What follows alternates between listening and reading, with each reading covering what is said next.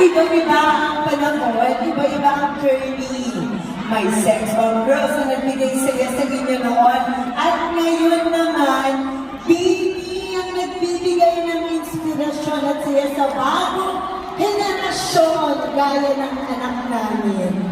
Pare-pareho lang kami mga babaeng nangangarap, nagsusumikap at nagmamahal sa musika at sayaw. Kaya sana po, huwag na tayong mag-compare. Yes. Mas maganda kapag nagkakaisa at nagmamahalan.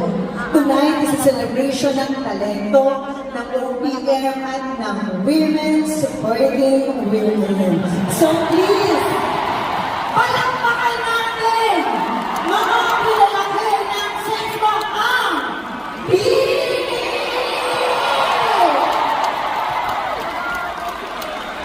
nandito na sila, di ba?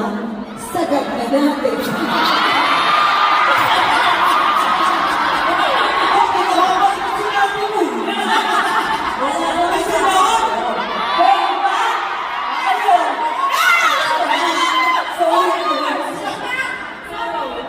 Ilaban natin.